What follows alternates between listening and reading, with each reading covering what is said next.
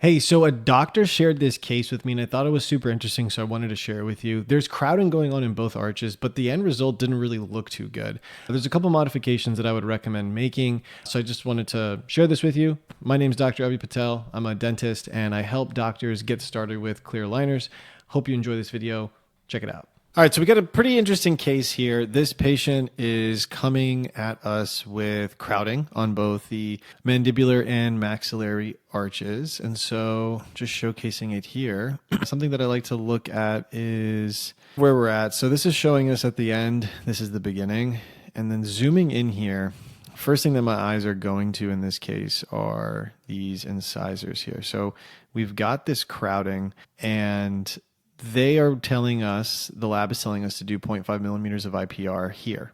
I don't necessarily disagree, but when I look at this, I am seeing, like, look at how rotated this incisor is, okay? And so what I want to bring your eye to is when you play this out, it ends and finishes in this scenario where all of a sudden this tooth is slammed over to this incisor and now you've got this black triangle here. This is how you finish. You can solve for this by adding IPR at the end. And you can see here from an occlusal view, yes, everything looks aligned, it looks good.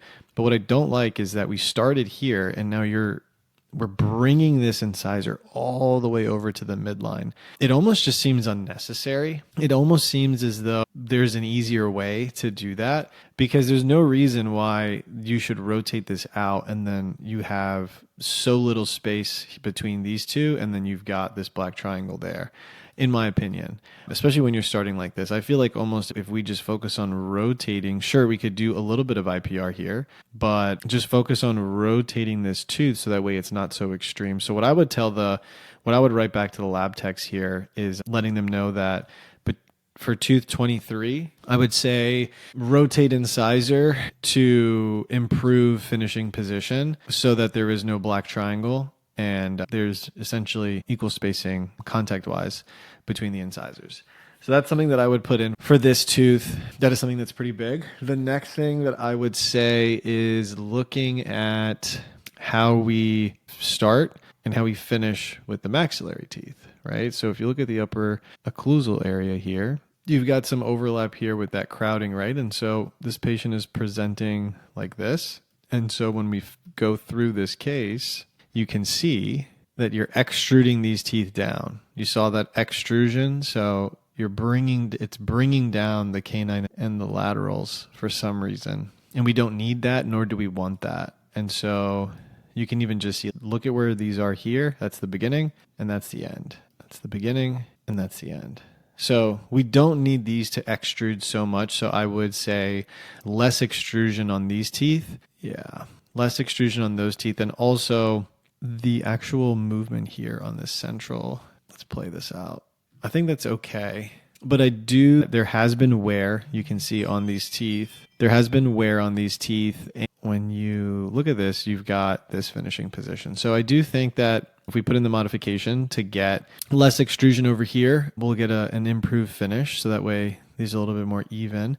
And then, yeah, you might have to do some type of enamelplasty here on this one to improve this, just due to the patient's natural wear that they probably had over time from the way these teeth were in position with each other. That's how I would look at that.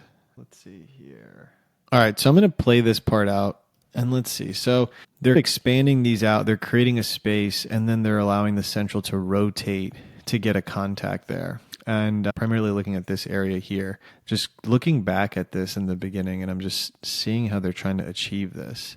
You got your overlap there, and then you're playing this out. And so it's essentially, right, it's expanding them out, creating a space, extruding these down, and then it rotates this one back and then extrudes this as well. I feel like there's an easier way to get this result. I also don't like this finished contact point. So maybe what we can do is we can have the techs improve the relation between the central and the lateral such that this contact point is better and then the distal part of this tooth isn't so far down, because this is where you're at, and I get it. It's like that because of the rotation, but I do think we can make a modification there so that it is not so drastic.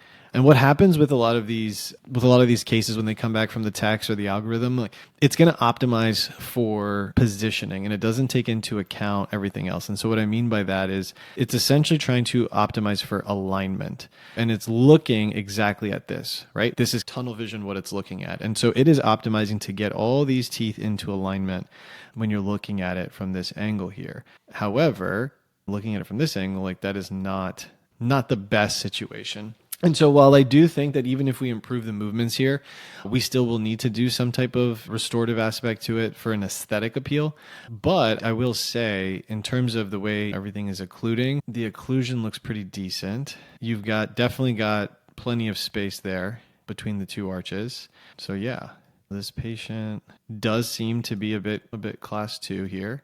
And that's okay, because as long as the focus is not to correct that class 2, you should be fine. But you gotta be careful, or at least gotta be clear with that with your patient. Okay. But yeah, overall good case. Excited to see what this comes back with. So I know we moved through that case. If you want to go deeper on any type of training, I have free trainings. They're down in the description below. Go ahead and check them out. If you want to stay here and keep watching videos with me, this video, we dive into concepts that are actually very important for clear aligners. So if you want to go deeper with me, check this out. You don't want to miss it. I'll see you in there.